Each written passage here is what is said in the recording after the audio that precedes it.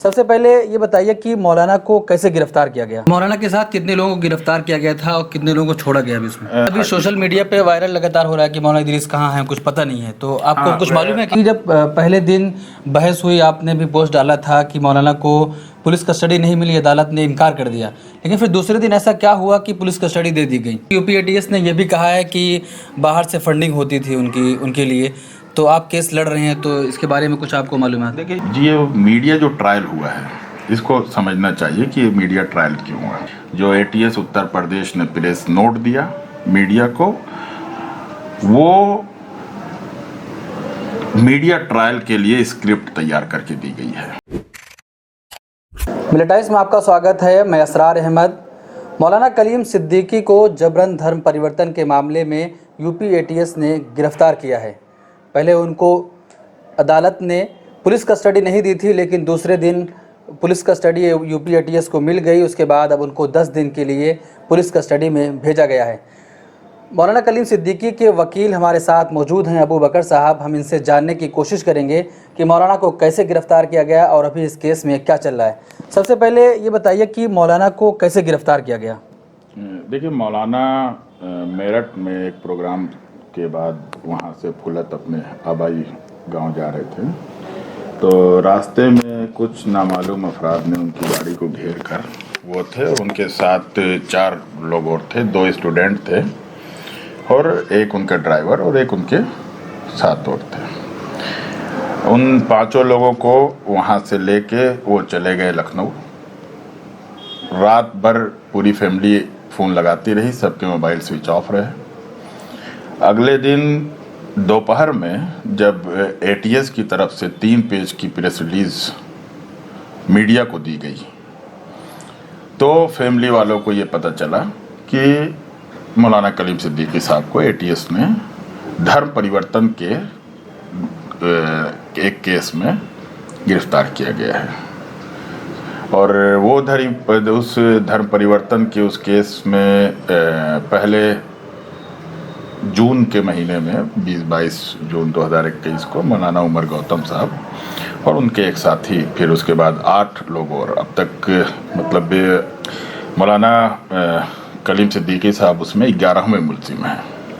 तो मौलाना के साथ कितने लोगों को गिरफ्तार किया गया था और कितने लोगों को छोड़ा गया अभी इसमें? मौलाना के साथ 4 लोगों को एटीएस ने लिया था, और 2 उसमें जो स्टूडेंट थे शागिर्द कम उम्र के, उनको तो छोड़ दिया गया, लेकिन 2 लोगों का अभी तक एटीएस के एरिया हमें मालूम नहीं है कि वो कहाँ हैं, क्या हैं। इवन कि उसके अगले दिन फिर इदरीस साहब, मौलाना इदरीस साहब, उनको भी वो स्कूटर से जा रहे थे, उनको भी रास्ते में फुलत और कटौरी के बीच में उनको नामालूम अफराद ने,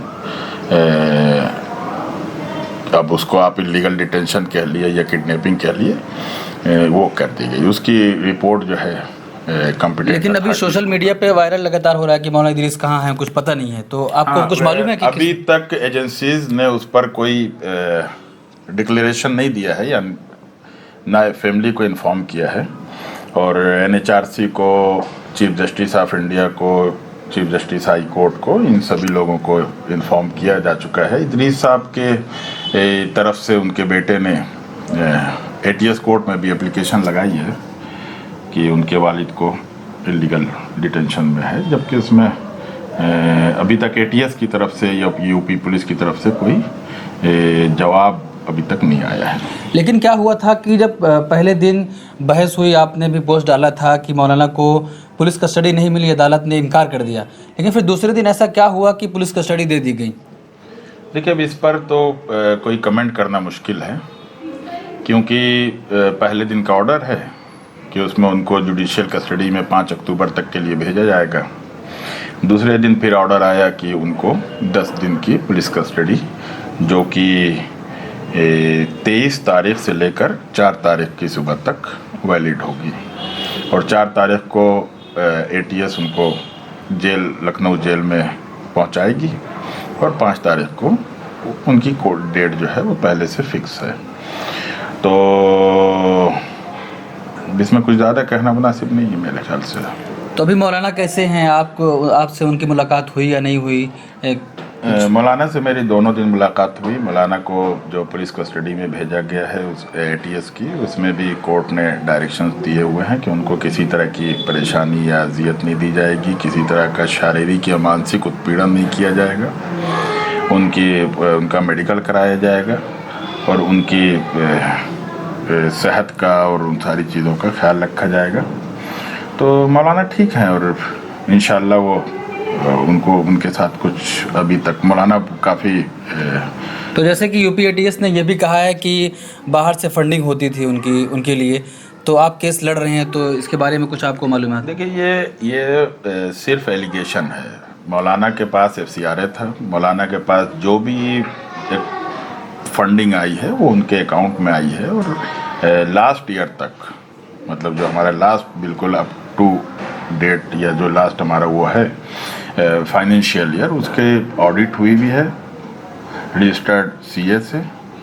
और ये सिर्फ इल्ज़ाम है, ना तो अभी तक जो देखिए जो एक ये मीडिया जो ट्रायल हुआ है इसको समझना चाहिए कि ये मीडिया ट्रायल क्यों हुआ।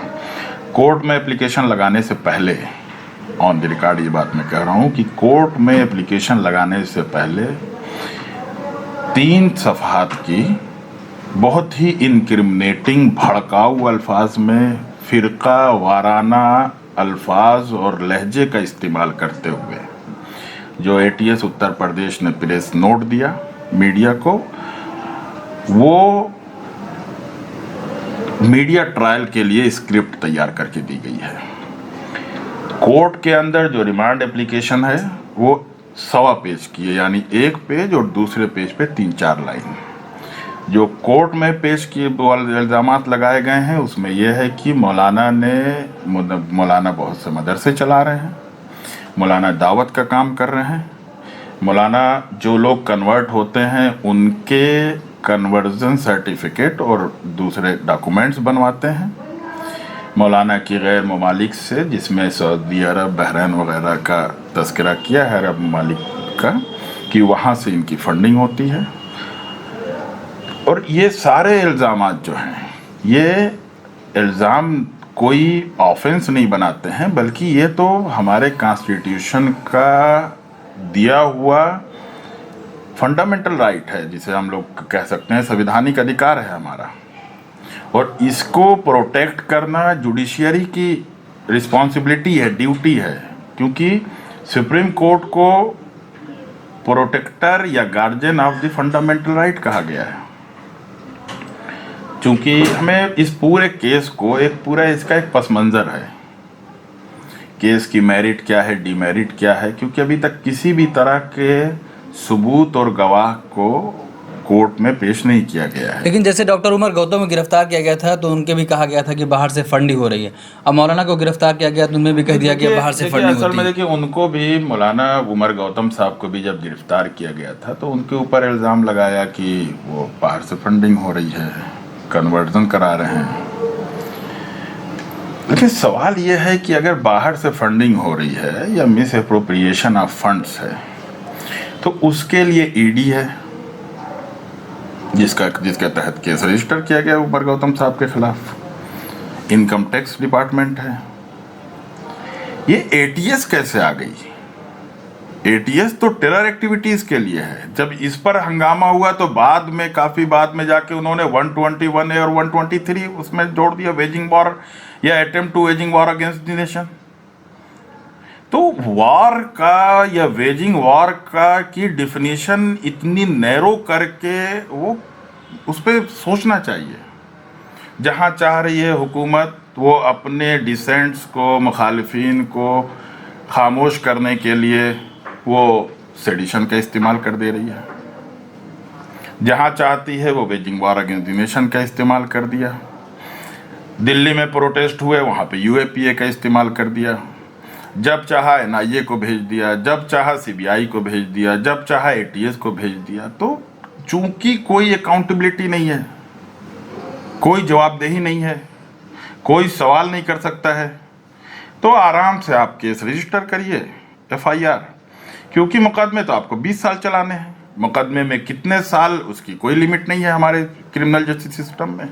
क्योंकि आज तक कोई भी reform movement for judicial accountability या पुलिस अकाउंटेबिलिटी हमारे मुल्क में हुई नहीं है।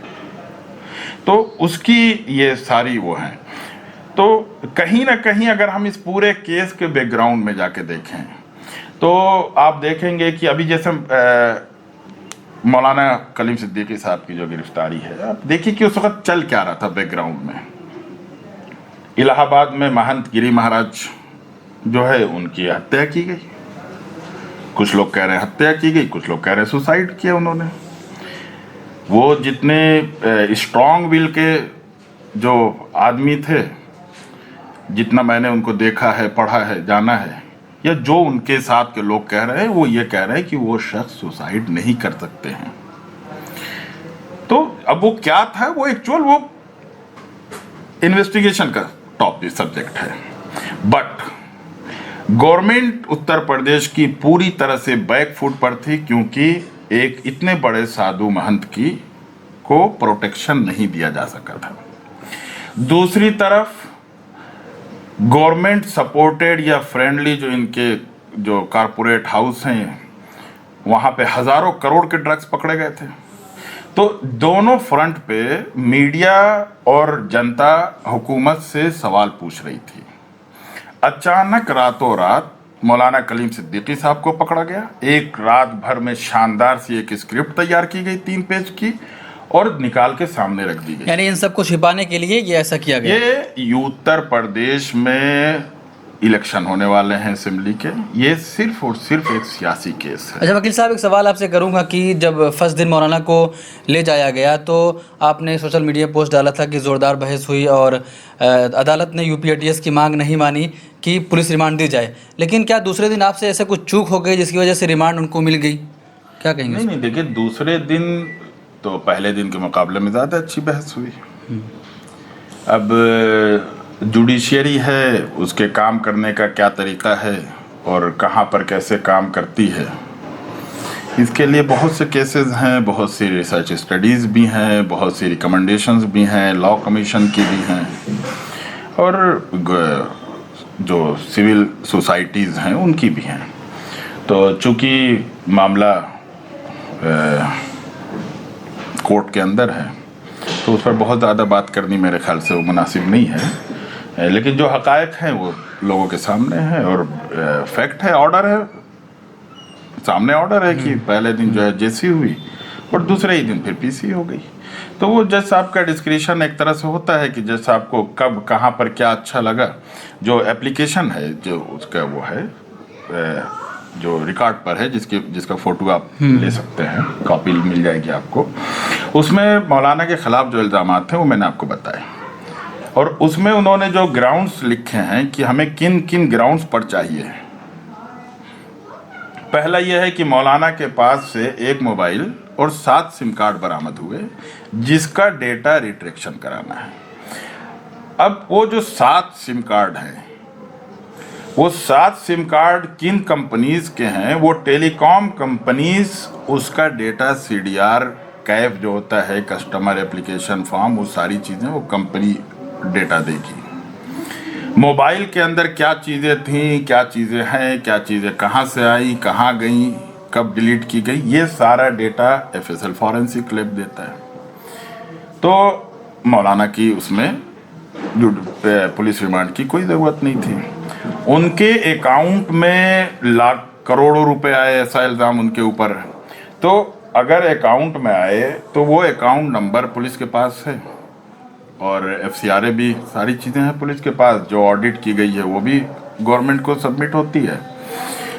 तो उस स्टेटमेंट में और उन सारी रिकॉर्ड्स में कोई ज़रूरत नहीं थी इनकी। अब जिन लोगों के धर्मांतरण के, कन्वर्जन के जो सर्टिफिकेट बनवाने की बात की जा रही है, वो एक लीगल प्रोसीजर है, ड्यू प्रोसेस है, और वो इलीगल नहीं है, चाहे बनाना, चाहे बनवाना या बनवाने में सहयोग करना। दावत का काम जो है वो आर्टिकल 25 इंश्योर करता है, सिक्योर करता है। रिलीजियस इंस्टीट्यूशंस को बनाना करना, वो भी आर्टिकल 28, 29, 27, ये पूरा रिलीजियस जो फ्रीडम है उसको वो करता है। वहाँ पर इनका ये कहना कि वो अपनी तकरीरों में ये कहा करते थे कि जो मानेगा इस्लाम वो जन्नत में जाएगा, जो नहीं मानेगा वो जहन्नम में जाएगा और उसको आग में जलाया जाएगा। यानी कि ये जरूरत नहीं थी कि ये पुलिस कस्टडी दी जाए। हाँ, वो आज भी एप्लीकेशन ऑन रिकॉर्ड है, उसमें कोई भी ऐसा ग्राउंड नहीं है जिसकी बुनियाद पर वो देनी चाहिए थी। ये हमारा आर्गुमेंट था और है जी, चलिए। जिसका कोई जवाब एटीएस के पास भी नहीं था और हम पूरी तरह से दूसरे दिन भी हमें पूरा यकीन था कि जुडिशियल कस्टडी से पुलिस रिमांड में नहीं दिया जाएगा। लेकिन हाई कोर्ट, सुप्रीम कोर्ट के जजमेंट्स हैं, उस पर गाइडलाइंस हैं, चूँकि पुलिस को शुरू में इन्वेस्टिगेशन करने के लिए, पॉइंट आउट करने के लिए बहुत से जजमेंट्स में कहा गया है।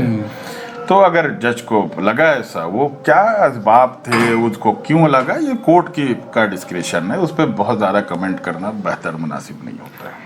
चलिए, बहुत शुक्रिया। ये थे मौलाना कलीम सिद्दीकी के वकील अबू बकर साहब, जिनसे मैंने जानने की कोशिश की क्या मामला था और क्या चार्जेस लगे हैं और कब तक मौलाना की रिहाई मुमकिन हो सकती है। तो इन्होंने बताया कि ये बात एक ज़रूरी बताई कि जब मौलाना को गिरफ़्तार किया गया तो एक दूसरा मामला भी चल रहा था पूरे देश में। जो एक महंत थे, उन्होंने आत्महत्या कर ली थी। कुछ लोग कह रहे थे कि उन्होंने हत्या की है, उनकी हत्या की गई है, और कुछ लोग कह रहे थे आत्महत्या किए हैं। और उसी के साथ एक और मामला हुआ था ड्रग्स का, बहुत बड़े पैमाने पर ड्रग्स पकड़ी गई थी। तो इन तमाम चीज़ों को छिपाने के लिए उत्तर प्रदेश का इलेक्शन आ रहा है, जिसकी वजह से मौलाना कलीम सिद्दीकी को गिरफ्तार किया गया है। मिल्लत टाइम्स को आपकी ज़रूरत है, हमारी आप माली मदद करें। हर महीने सिर्फ 100 रुपये और 1 साल के लिए एक साथ सिर्फ 1000 रुपये। रकम भेजने के लिए यहाँ दिए गए फ़ोन पे, गूगल पे और पेटीएम नंबर का इस्तेमाल कर सकते हैं।